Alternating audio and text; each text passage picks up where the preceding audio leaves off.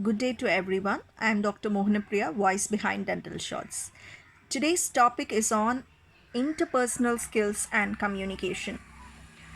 For anyone to be a successful clinician in any field of medicine and dentistry, the quality of communication and interpersonal skill play a greater role in a successful career because even though you do a efficient treatment, but if you are lacking with the interpersonal skills and communication, you cannot flourish in the field of healthcare. So I'm going to concentrate on this topic because I'm just uploading all the videos for the budding dentist. If budding dentists know about this in their academic period, it will be very useful for them before even they are coming to the clinical setup or hospital setup. This video can also helpful for some of the clinicians to just recollect how important is the communication and interpersonal skills in patient management. The topics under this will be, first one would be listening and non-verbal communication, rapport, rapport and empathy, verbal communication, professionalism, clinical interviewing, and treatment planning. Each and every part of topic, whatever I have said, we will be discussed in detail. First, we will come to listening. Listening is a fundamental quality for a good patient clinician relationship. Whenever you listen, you are receiving some information from the patient and then you are just interpreting the information which you get from the patient within you and then reconstruct it to arrive to a diagnosis. Because when you listen properly, it pave way for the accurate diagnosis and a treatment planning which is not a strict treatment planning. It will be a collaborative treatment planning involving the patient into it, and also it will be patient satisfaction will be very much good when you listen properly. Okay, while listening you have to prepare certain time for the discussion with the patient. Do not hurry into a clinical examination, rather you have to allocate some appropriate time for having a good communication with the patient. So in that communication there should be no distraction.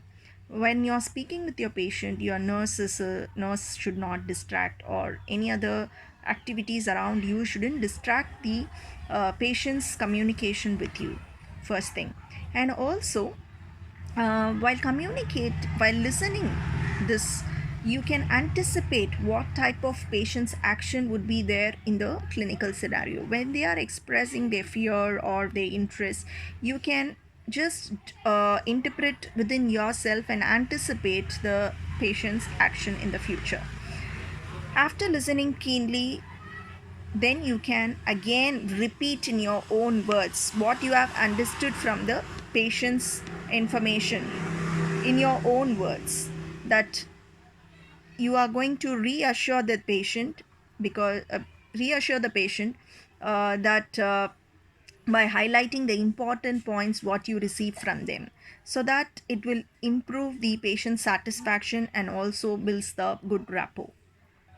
And also patient gets the confidence that you have understood their problem in their view, because when you repeat in your own words they tend to get assurance that the doctor has understood my problem clearly, by since you are repeating in your own words that this is the problem, right?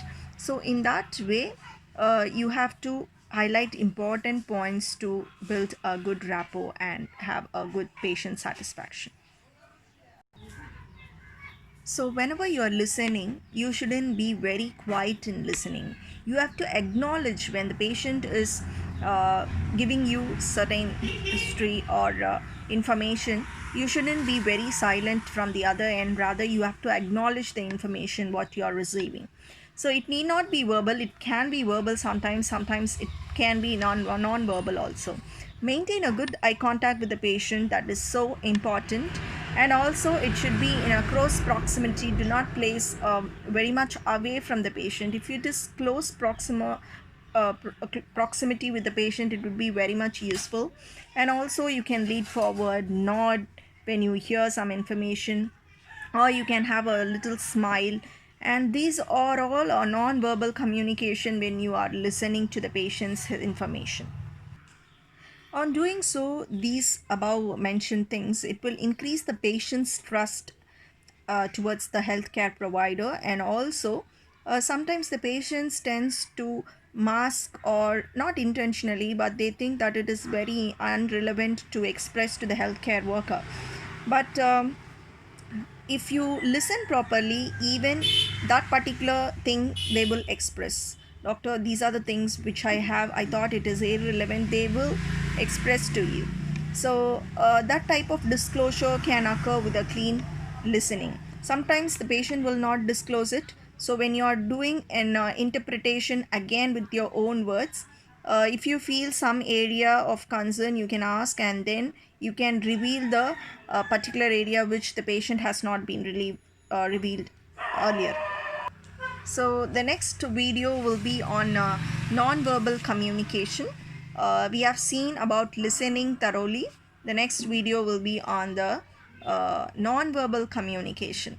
Okay, so see you in the next video. If you like the video, kindly click the like button, and if you like to see all the videos which is upcoming, you can subscribe to Dental Shots YouTube channel. See you then. Bye.